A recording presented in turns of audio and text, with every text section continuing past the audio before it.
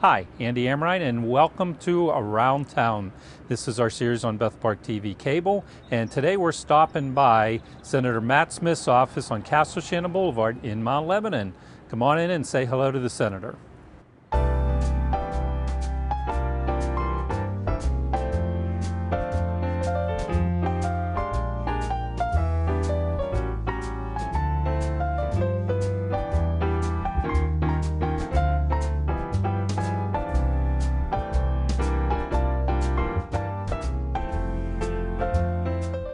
Senator Matt Smith, okay, we're in your office here in Mount Lebanon, and I'd like to start by just finding out a little bit about yourself, where you came from, growing up. I know, you grew up in Bethel Park, but how about take us through a little bit of a time frame as to who you are. Bring us up to this point in your life. Yeah, as you said, first of all, thanks for the opportunity to sit down with you. It's always great. And as you said, Andy, I was born and raised in Bethel Park, right in the area around the Village Square, and went to McMillan Elementary School, which isn't there anymore. No. And so had a great, typical childhood. Wonderful area. We lived on a cul-de-sac, so. Played like any kid does, played wiffle ball every day growing up with one of my best friends who lived up the street named Chris Buzzy. And, had sort of a very typical childhood. Loved going to school at Bethel at McMillan Elementary, walking literally right across the trolley tracks to go to school. Was particularly in hindsight now, is a very unique and special way to grow up.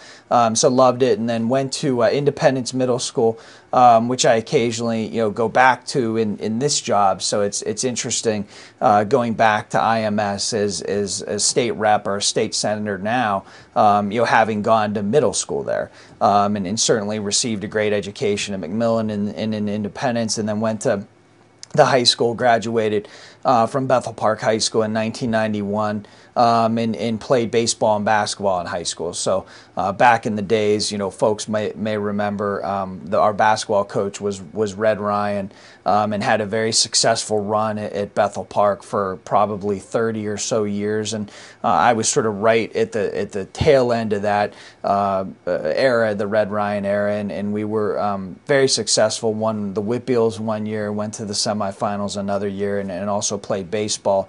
As I said, and our coach at the time, our assistant coach was Jim Ryder, who eventually became the head coach.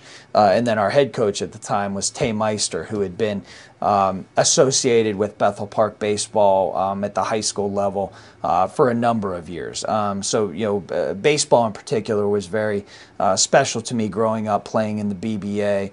That was just a wonderful organization at that time, and really special community in which to grow up.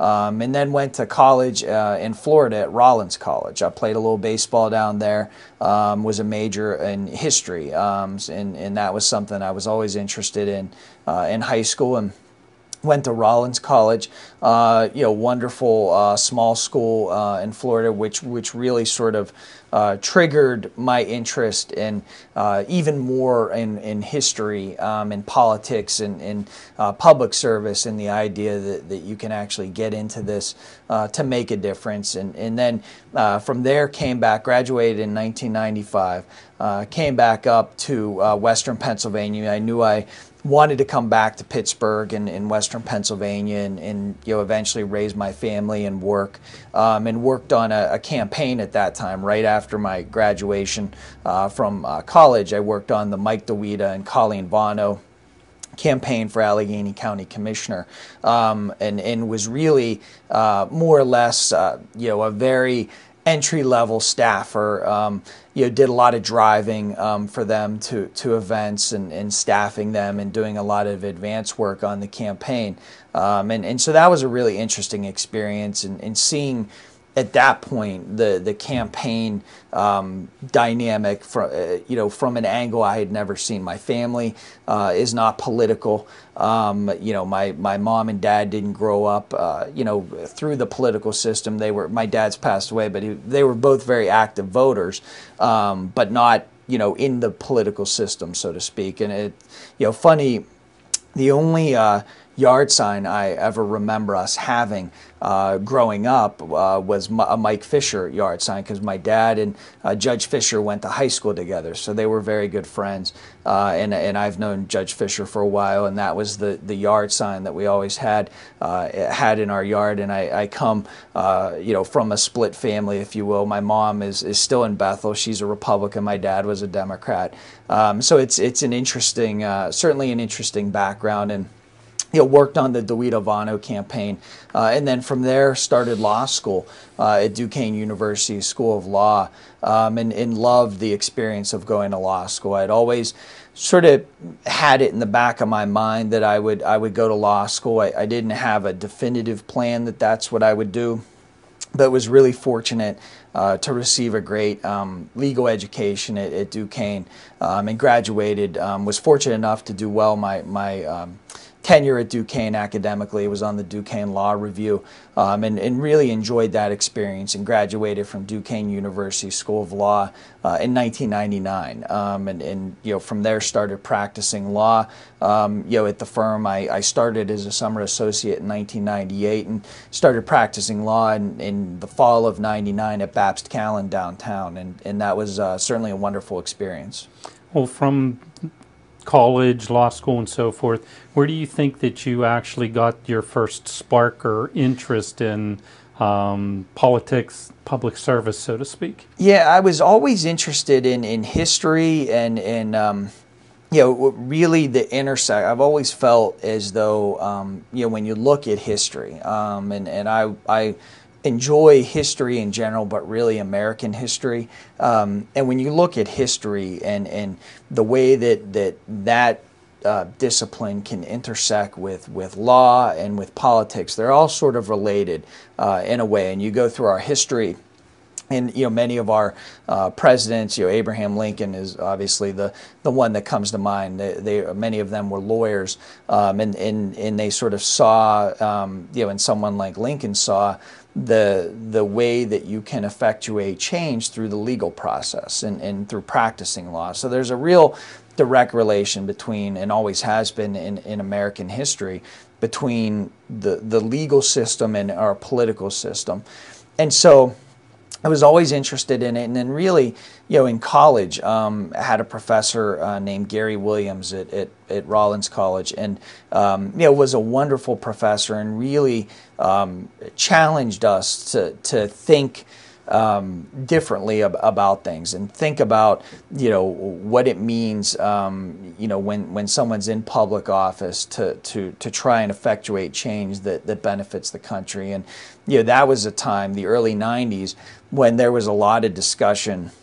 We had just come out of the 90-91 recession, and there was a lot of discussion right around the time that President Clinton took office about the American economy and income inequality and ensuring that folks have the opportunity to succeed through a quality education. It's ironic, a lot of the issues that we're talking about in society today were the issues that were very acutely important at that particular time. And so that class, Professor Williams' class, was really sort of triggered an interest in maybe getting involved someday in politics, and I had always been sort of a political junkie.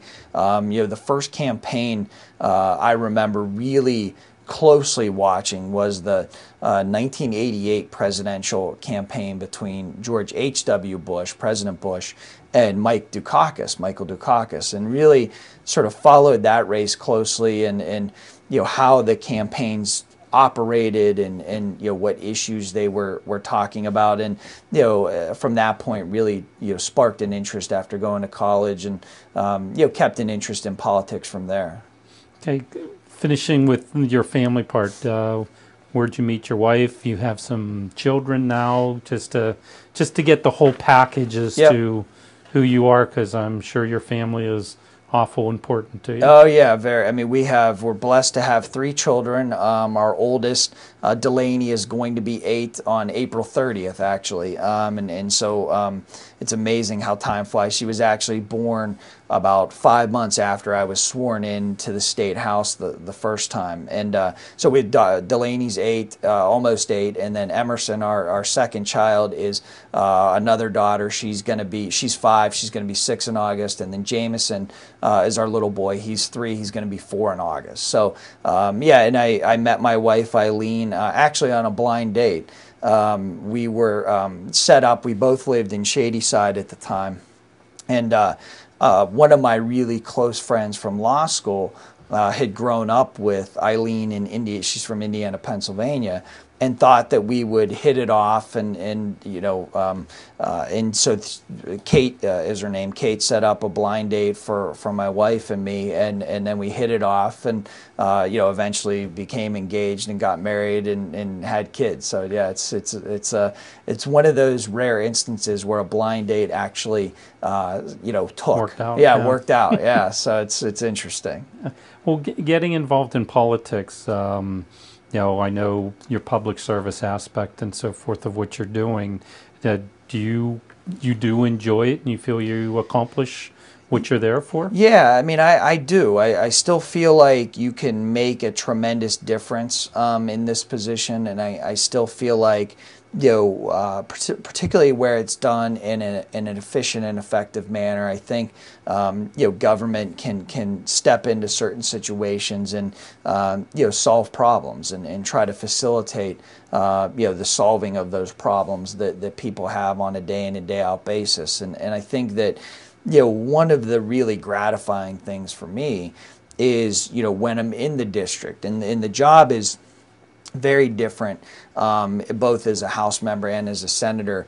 It's a very different kind of job on a day in and day out basis when I'm in the district here in the 37th district, as opposed to being in Harrisburg. And so it's almost two sides of the same coin. And so when I'm in the district, there's a real opportunity to help folks in the district, whether it's an individual senior who has an issue with their state tax form, or a senior has an issue with a property tax relief or rent rebate application that we're able to process for them. So you can help in our office, and I can help in those areas, as well as the larger, more organizational driven requests. The municipality may have an issue with stormwater or sewer infrastructure funding, and we're able to help them and plug them into the right state agencies and departments to potentially get a grant or obtain a loan or something that would help facilitate that particular issue. And so transportation issues, all the sort of larger, in the sense of larger dollar amounts and larger organizational driven needs, are really important in the district, and certainly things that we can work on. Between the difference between being in the House or the Senate, was there a big learning curve for you from one to the other? Was the job description a lot different? Yeah, it was. It's not so much that the job description's different. It is a very different legislative body, and when you look at the state house, and I've always really advocated for downsizing the legislature, both the House and the Senate. And when you look at the state house, and there's 203 members, it is more, I think, more akin to Washington D.C., where the sides on each side of the aisle fight a lot more than they do in the state Senate. So I was sort of used to that. I spent 6 years in the state house, so I was used to that dynamic. And when I got to the state Senate, I was really pleasantly surprised to see a lot of collaboration, a lot of bipartisan work going on, a lot of consensus building, where each party is really concerned with moving the ball forward. And I think that's something that the public wants us to do, both in Harrisburg and in Washington, D.C. And I think it's very frustrating for folks to see the sides constantly fighting with each other. And I think that what I've been able to do in the Senate is partner with some colleagues on the other side of the aisle and get some things done for Western Pennsylvania and move the ball forward on some of these big issues and smaller issues that we're facing as a society. Is there specific issues that you try to target or look at more than others? Yeah, I mean, the big issues on sort of a macro level for me are for my district, and I think for the Commonwealth, are transportation and education. Those are really the biggest issues that I've focused on since I've been in the state Senate. And in many ways, the 37th Senate district is sort of a poster district for transportation infrastructure. We have the really robust mass transit in the district. We have the bus service, obviously, with the Port Authority. We're very fortunate in this district, and certainly in Bethel Park, to have the light rail line running right through, sort of the heart of the district and right through the heart of Bethel Park. And as I said, I literally grew up with the trolley tracks, right around the Dorchester stop in my backyard. So I've seen it since I was a kid, and it's a great resource that we have in the South Hills. And so in many ways, my district, the transportation issue was so vital to make sure that we have investment and make sure we have thoughtful spending of that investment. And on the education side, we have wonderful school districts in my Senate district. Bethel Park obviously is a very proud alum, being right at the top of the list. And ensuring that we have the right education investment and making sure that those dollars are allocated in a really responsible and thoughtful way has always been very important to me, and something that I've fought for since I've been in the state Senate. And that's on both of those issues. They're really issues that you can work and develop a lot of consensus in a bipartisan way and try and address them, because they're critical issues, and in many ways they're core functions of government. People, I think, rightfully expect us to deliver those services to the public in a very responsible and exemplary manner. How about taking us through a day or a week in the life of Senator Matt Smith? What's it like Monday through Sunday for? Yeah. What do you do? Well, a lot of it would depend on whether we're in session for that week. Okay. So on the weeks that we're in session, for instance, we're in session Monday, Tuesday, and Wednesday. So what I do is we start Monday at 1 p.m. So I'll get up Monday and drive to Harrisburg. Get there at 11 or 12 or so. It takes about 3 hours, 15 minutes or so to get there. And then we're in session on Monday from 1 p.m. On the Senate floor until we're done with that day's calendar. So we go through the bills, we go through all the process, we go through various caucus meetings, various committee meetings, that particular day really working specifically on legislation. And sort of mixed into all that legislative work, we will have a significant number of meeting requests. So it could vary from meeting with the University of Pittsburgh, or meeting with the American Diabetes Association, the ALS Association, all the groups that have advocates, that have resources that they are dependent on from the state. They'll have folks up in the Capitol in Harrisburg, and they have their advocates, as well as individuals who might have diabetes, or they might be involved with the University of Pittsburgh as students. So the organizations will have their advocates, and then they'll actually bring up constituents who are involved in those organizations. And those meetings are scheduled Monday, Tuesday, and Wednesday. So it's all of the legislative work is sort of sandwiched between all these meetings. Then Tuesday, same thing. We start at 1 p.m. with our legislative calendar. The morning is pretty much taken up with back-to-back meetings throughout the morning, and we'll, even not so rarely have constituents that just want to come up and tour the Capitol, see how state government works, see how this legislation is made in the state Senate. And so, very frequently we'll have constituents come up who aren't associated necessarily with any specific issue or organization, but they just want to see how the process works. So we're always, very interested to have constituents, classes, whatever it might be, up to the Capitol. And then Wednesday is pretty much the same thing. So the legislative calendar starts a little earlier that day at 11 a.m. And then, meetings interspersed throughout. And Wednesday I come home, I'll get home anywhere from 5 p.m. to 10 p.m., depending on how long we're up for the legislative calendar.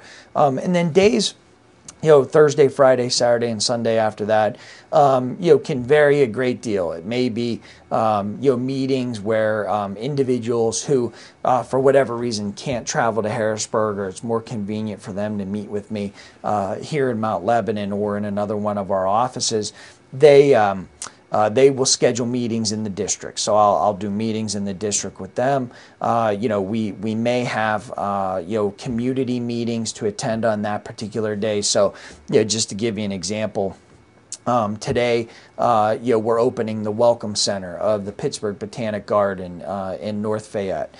So I'll be out there for that opening at 3 p.m. I'm on the board there. I'll speak at the grand opening, and so you'll go from there. Last night, for instance, I went to the Outreach Teen and Family Services fundraiser that they have that was downtown this year. So I went to that event, and then from there came back to the South Hills and presented citations and congratulatory certificates to the Citizens Police Academy in Mount Lebanon for their class of graduates and citizens who participated in that program. So, one of the interesting things about the job is, it can vary, one day can vary so much from one day to the next. One of the things that I was so happy to work on for Bethel Park and working with County Executive Fitzgerald was addressing the condition of Brightwood Road. And anyone who's driven on Brightwood Road, in fact, I still get calls from my mom who drives on Brightwood Road about the condition of Brightwood Road, and we're going to be redoing that. The county's going to be redoing it over the next couple of months into the summer and the fall. And it was a condition of a road that we needed to address, and I was really happy to be able to work with Bethel Park as well as County Executive Fitzgerald to get that investment done. I think it's going to be around a $3 or $4 million project for the county, so it's a significant county project, and being able to address that as well as the intersection of Brightwood and South Park Road, I think is really going to be critical to that particular area. It could vary from day to day, and what issues we're working on that specific day. With your schedule as such, your constituents that don't travel to Harrisburg and just come into your branch offices, is this something that you encourage? Is this, what kind of questions do you get? What kind of constituents are coming in here? I know you have a staff at both your locations. Why would constituents feel welcome or needed, or what can they accomplish by coming to your offices? Yeah, I mean, we have a number of services in the district offices. We have, as I mentioned before, if anyone has any issues with their state taxes, state tax questions, state tax forms, whatever it might be within that context. We'll also do for seniors our property tax relief and rent rebate applications, and we have staff that who can help seniors with that application to make sure that the documents are all prepared in a way that they can just send it in once, where they don't have to constantly keep going back to the state, where the application is done properly. So we have staff that can work with seniors and take them through that whole process. We have notary services here that are available. We ask that folks call ahead of time just so we can have one of our notaries who we have on staff present, but we have free notary services available for people that is provided through the Commonwealth. If someone needs help with a handicap placard, many seniors want to apply and want to get and obtain a handicap placard for their car, we can help with that process. And what I always tell people is, to the extent you are working on or applying for benefits or think you might be eligible for benefits, particularly seniors. I always say just call us, and we have a way through the state that we can figure out what you might be eligible for, how much you might be eligible to receive. And it's something that I think a lot of folks, they might assume that they're not eligible, or they might assume that something's not out there. And, I think folks would be surprised, particularly seniors, with what programs and services the Commonwealth offers, and that they may be eligible and they may be able to apply and receive those benefits. So, I always tell folks,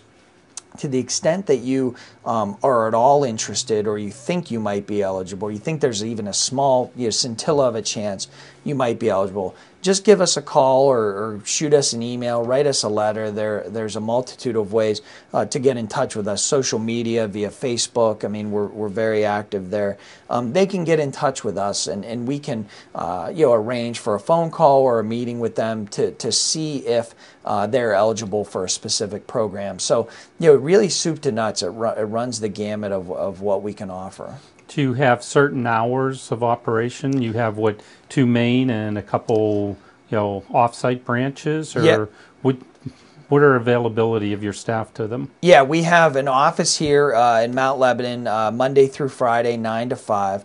We have an office in Moon Township on Beaver Grade Road that's also Monday to Friday, so a full-time office out there every day. And then we have an office in Peters Township in the municipal building Tuesdays and Thursdays. So every Tuesday and Thursday, we will have someone in Peters Township for folks in that area, or if someone who is driving through Peters and they have a question or something, or want to talk to us, we'll have someone there in that office. And then we also have satellite offices, mobile offices, if you will, in South Fayette, which is the second Wednesday of each month, and South Park, which is the last Wednesday of each month. So, I thought that it was really important, particularly with the size of the Senate district. And just to sort of take a step back, my Senate district goes all the way from Jefferson Hills on sort of the south eastern part of the district, all the way across the South Hills, obviously Bethel Park,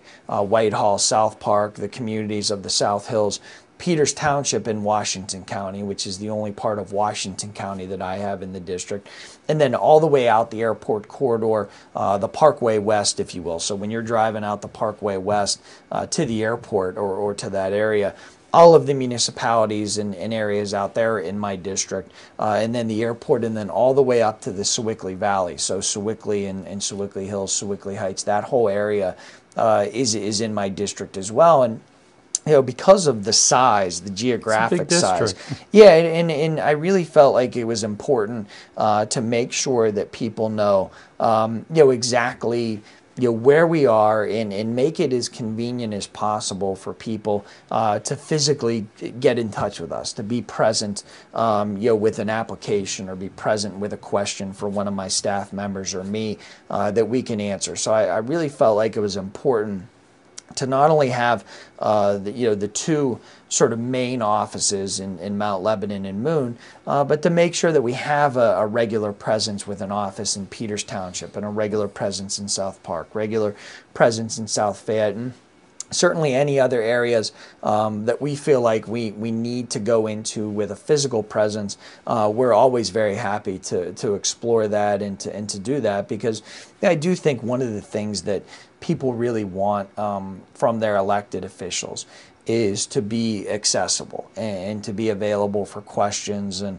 it's one of the things I've always, whether it was in the State House or now in the State Senate, I've always tried to be, very available and very present in the community, and going to events and having events and holding town hall meetings. I think is critical for any elected official, both in the context of making sure that we can provide updates to constituents about what's happening, but I think even more importantly, So constituents have the opportunity to tell us what's important to us, and I always take the approach, never stop learning, and I always come away from a town hall meeting or another event, with a piece of information from a constituent or multiple pieces of information that makes me a better elected official, and it makes me a better senator for the people in the 37th district.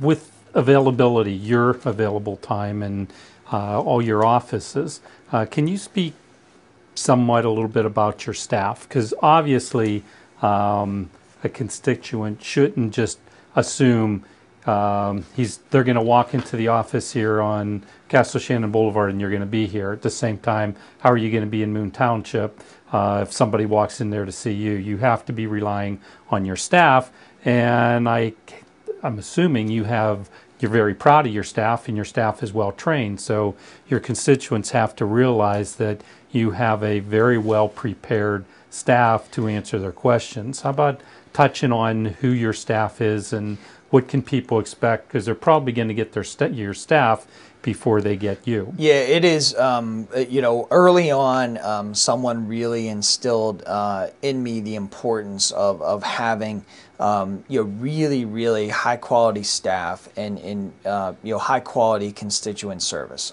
Because you're right, and we've always run the office going back to the first days in the State House. We've always run the office in a way where we approach constituents as customers, and if they have an issue, it becomes our issue, and if they have a question, it becomes our question. And one of the things I learned in working in the private sector before government was the importance of ensuring that when a constituent or a customer calls, that they receive a timely response, and it may not be the information, the full amount of the information they're looking for. It may not be the answer that they were looking for, but it is absolutely critical for any customer service operation to be responsive in a very expeditious manner to customers. And I've always taken that to heart, that if someone calls, they get a call back that day, they at least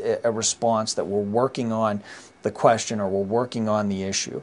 And so, I've always taken that very, very seriously. And as you said, when someone calls, typically, they'll get a member of the staff, and I think it's absolutely crucial to have folks who, are really, as I said, people who take ownership of that particular issue or question. So I was very fortunate, through my entire career, to have a wonderful staff. We have in the Mount Lebanon office, we have Aaron Critchfield, who does a lot of our constituent services work. We have Kathy Wolf, who has been with me forever, who does a lot of our day in and day out work and operating the office and doing scheduling and things like that. We have Lauren Fraley, who does a lot of our media outreach and constituent outreach, community outreach, and really runs with a lot of the communication that people see on our social media as part of our social media operation on Twitter and Facebook, and in communicating with various municipalities and governments.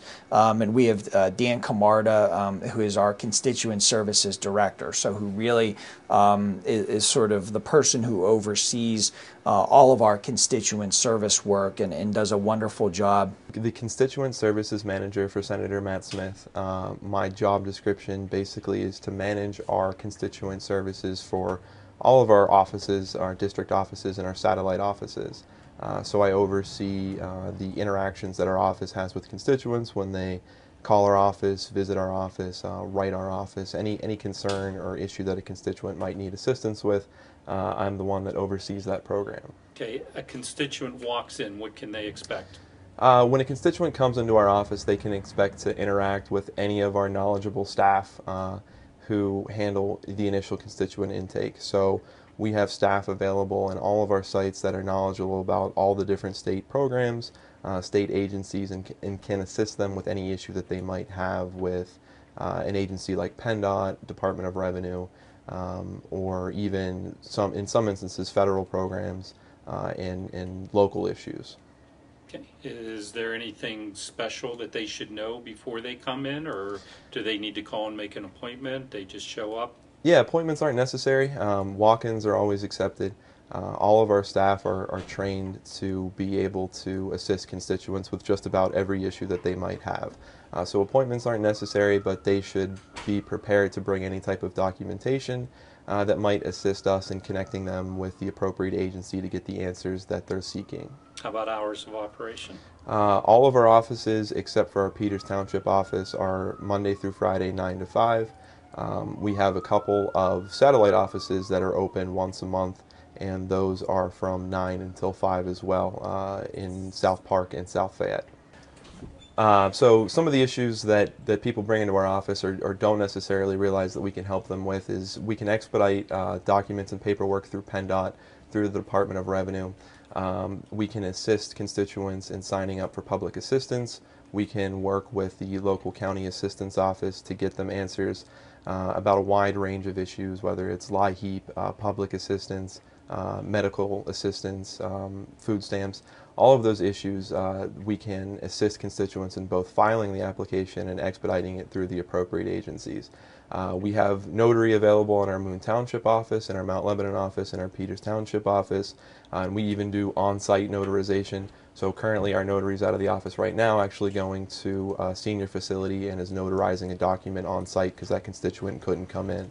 We're even able to go out to cars should a constituent not be able to actually physically get into our office. In those instances, we ask that constituents call ahead, but we do have that service and we are willing to go out into the district for that. The State Department is another organization that we expedite a lot of documents through. We can work with those agencies to get answers about whether or not documents are required to file for a business or how to register with the state in order to properly be registered as a business in the state of Pennsylvania. We can get birth certificates, death certificates, all of those things that we can do through our liaisons in the state in order to get those answers quicker than someone off the street might. The same is true for the Department of Human Services, Labor and Industry. Basically any state agency that exists, we can get answers much faster than an individual might do to our legislative liaisons. In the Mount Lebanon office, my chief of staff, Jake Pollack, who oversees the entire operation and does a great job. And as I said, really takes to heart the idea that our constituent work is so vital to the area and to make sure that people know how they can get in touch with us. And then the Moon Township office.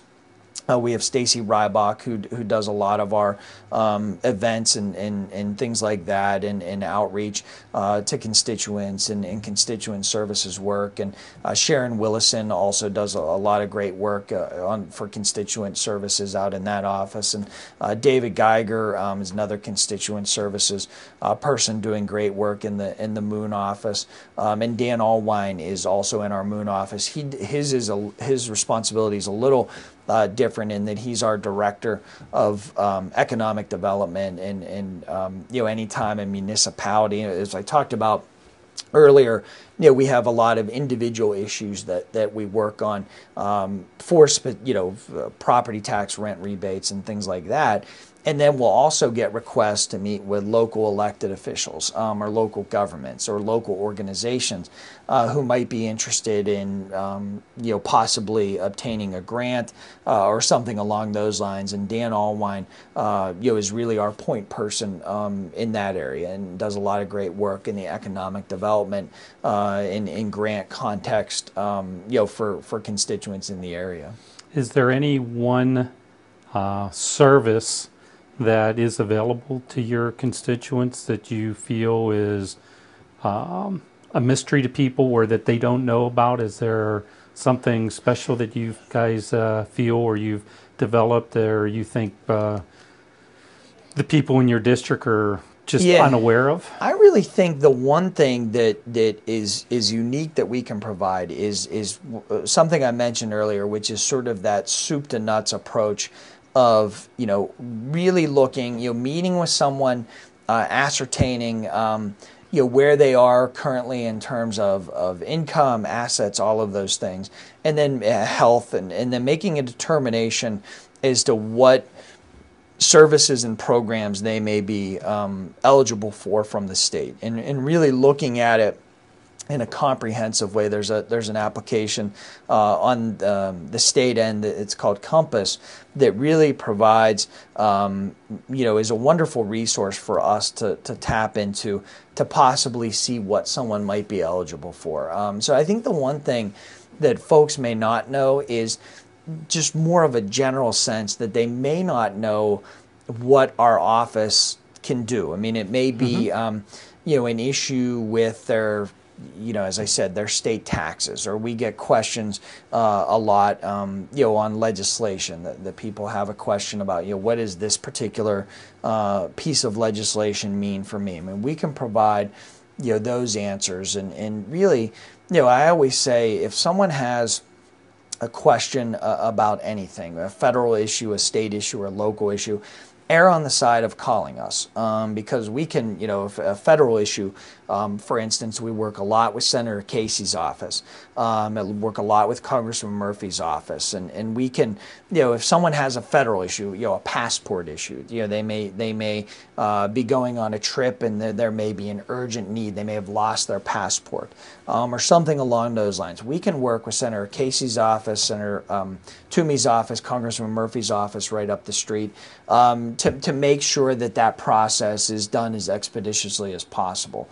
So even if it's a federal issue, we can plug people into the right offices, and we can, the other thing that we can do is, when we refer them to another office, we can track it, and we can make sure that, that doesn't get lost in the shuffle. Another, good example of something that we can do is professional licensure. Someone reapplying for their professional license might be an architect, it might be, a beautician, it might be a dentist, any profession that requires a license is all operated and governed by the state.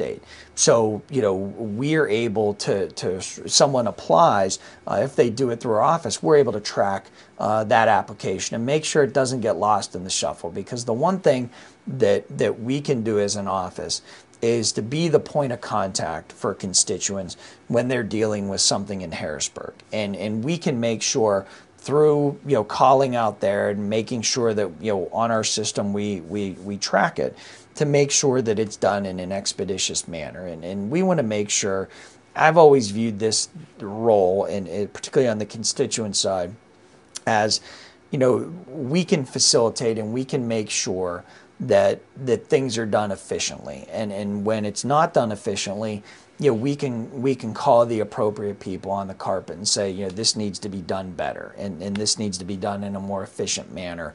And I think that's one of the sort of unique things our office can do for constituents.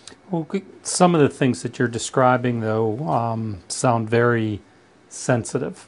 How comfortable should your constituents be coming in here to talk to you about some really personal, sensitive issues? Should they be comfortable with that? Your staff is trained to handle delicate information or personal information, and we have very rigorous training. We have very rigorous ethical training for all of our employees through the Senate that really is very good about ensuring where keeping information confidential, obviously, but also making sure that when you're dealing with someone in Harrisburg, that information is not just sort of loosely hanging out there. And so I think that is an important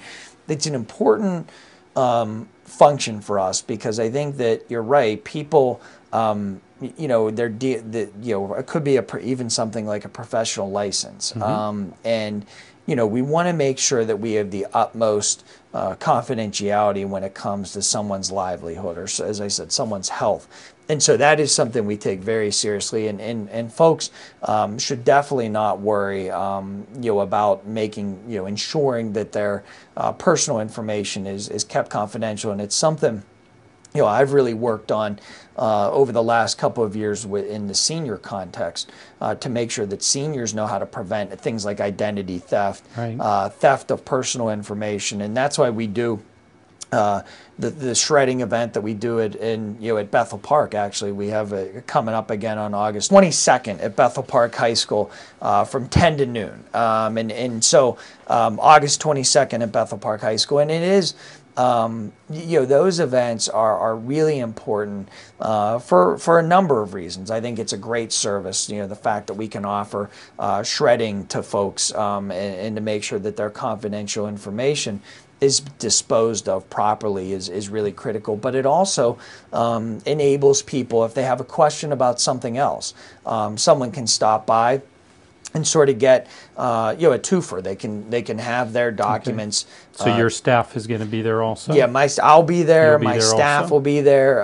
We'll have a full complement. So frequently, what happens is that someone might have a box of documents that they want to have shredded, and then they sort of pull off to the side, and they can ask me a question about something totally unrelated. They can ask a staff member a question. They can bring up another constituent issue that they have, and we'll take their information down, and we'll get back to them the next business day, and make sure that that's something that we handle properly. And that to me is one of the critical parts of any elected official's job. And I think that, you've got to make sure, if you're at, I was somewhere yesterday, actually with my daughters, and someone had a question about something. Actually, it was nice because they had a compliment too. So that's always good to get one of those. Not always the case, but it's always good to get one of those, especially when you're with your kids, because it makes it seem like you're probably a little more important than you actually are. I still have to convince them sometimes to listen to me. But so to get that interaction is critical with constituents, because there could be questions. There also could be questions that they have, for instance, that they may not be comfortable. And this happens occasionally. They may not be comfortable talking to a staff member over the phone, because they don't, if they haven't dealt with our office before, they don't know a name with a face. And so they know my name, they know my face, and so they may want to speak directly to me about an issue, and about a constituent issue that they have.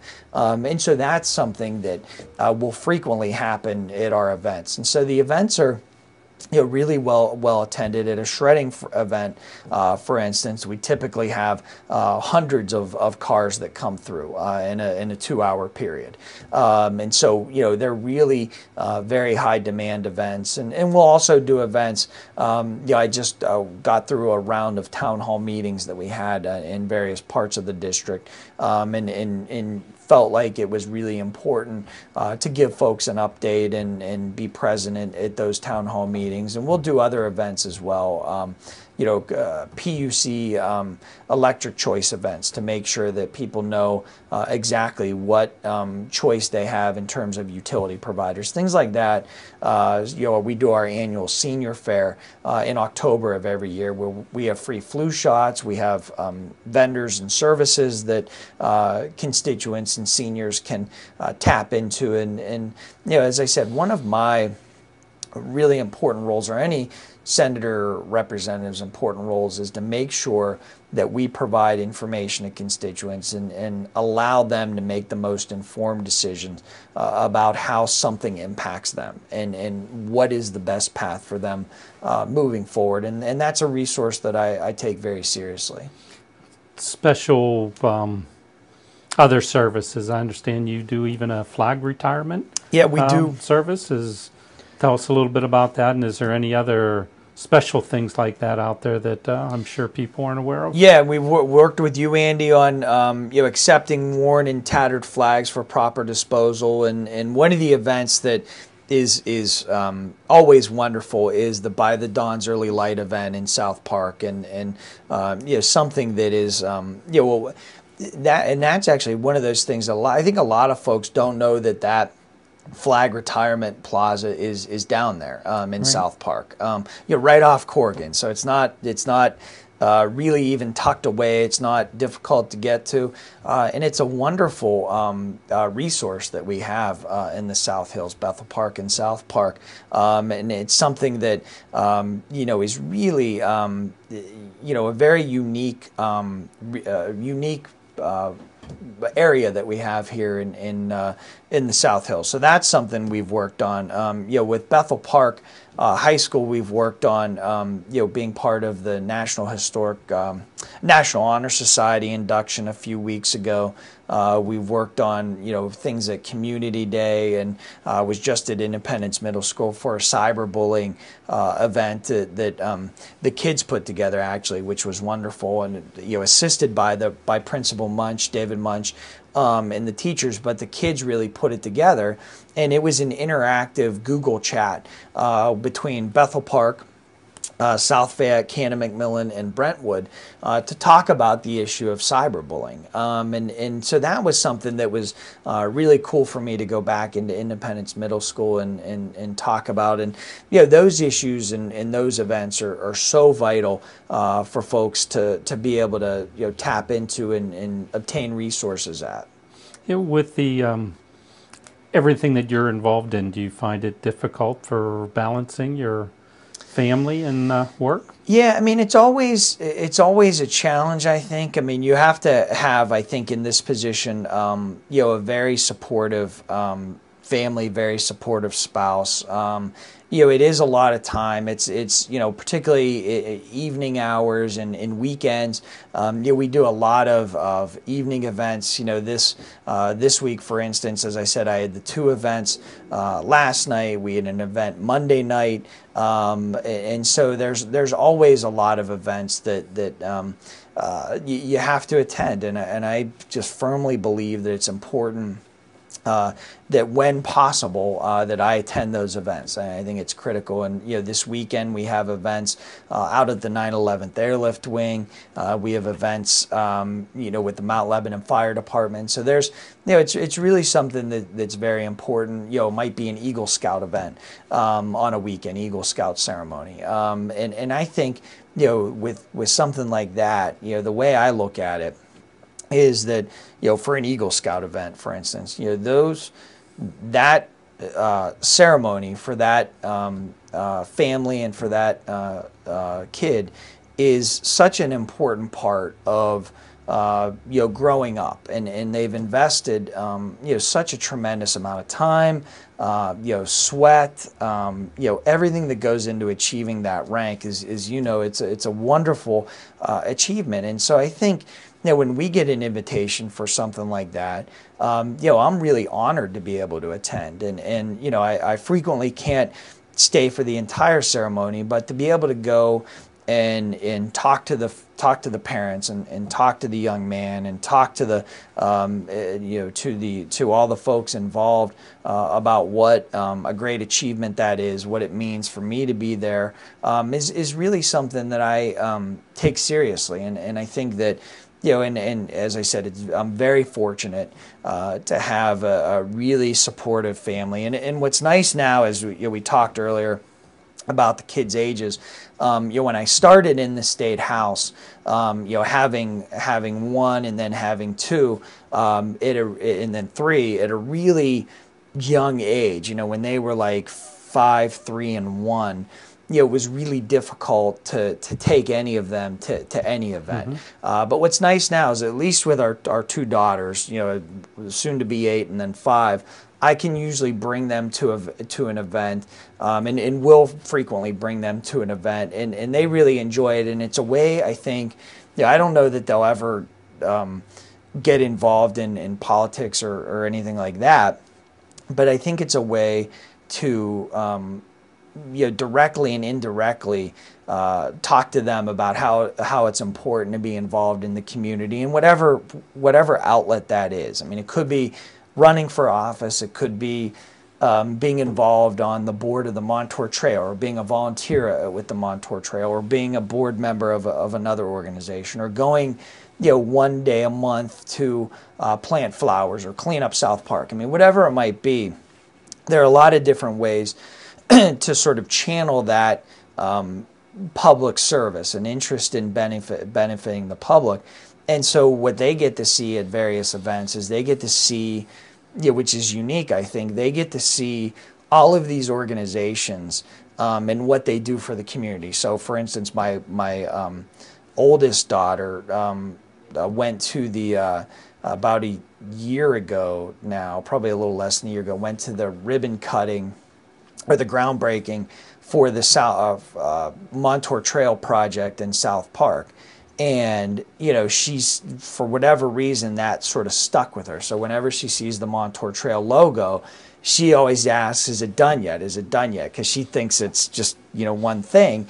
And, and she gets to see, and they get to see when they go with me, they get to see, all of these organizations that, are really sort of I always say the fiber of our communities, the fiber of the country. And that's one of the things that really makes, I've always said, our country very, very unique. One of the many things, but one of the things that makes our country very unique relative to other countries is the fact that there's so many, and it's always been the case, there's so many citizen groups that just form. And, they do it on their own, and they do it through sweat and fundraising on their own, and they do it, and they take ownership of something. And Montour Trail is a good example. I mean, they take ownership of that particular resource, and they make it better. And they do it, they don't do it for the fanfare, they don't do it for the compensation, they do it because they really care about the community, and they really care about whatever that particular resource is. In that case, it's the trail. In another case, it could be someone's church. In another case, it could be, someone's park in Bethel Park. I mean, it could be, a multitude of different things. And that's what I really personally enjoy about bringing them to different events. It's fun to see them sort of pick up on things and see that, this is really what makes us very special and unique, relative to other countries. Well, you're very good at what you do. You have the passion. You love it. Move us forward a little bit. Re-election next year. Are we going to be... you're going to continuing with this love and passion for public service? Yeah, I think that, as I said, I think that I still think that, I've been doing it for 9 years, and we were talking a little earlier off camera about one of the reasons that I got into it was the pay raise and the fact that, I felt like that back in 2005 when that was done, it was offensive, it was egregious, it wasn't something that, I think was something that the public wanted, and that's what originally, got me interested in running in 2006. And I still think that there's, a role for public service, and it really, to me, it's really an honor and a privilege to hold this position, and something that is, does have a lot of responsibility, and that, I'm reminded of every day, of that responsibility. And when I go out and talk to constituents and hear their concerns, and, it is something that it really, for me, is wonderful, and, it is demanding on time constraints and things like that, but it's really something where you can, as we talked about earlier, you can, as a sort of a steward of this position, you can really get a lot of things done for the community, and it might be the larger organizations that come in and talk to us, or it might be that senior citizen who had no idea how to contact state government, and one day they heard about our office and they called us, and we were able to get something done for them. That's still a unique thing, and something I think is really special about this job. Well, it's been a joy. Thank you. I appreciate it. Very, very much enjoy it. Thank you. Very educational too. Thank you. Even myself has learned a lot about what you do and what you and your staff have to offer, and we're thrilled to death to have you in our district. Thank you. I appreciate it, Andy. Thank you. All Thanks right. a lot.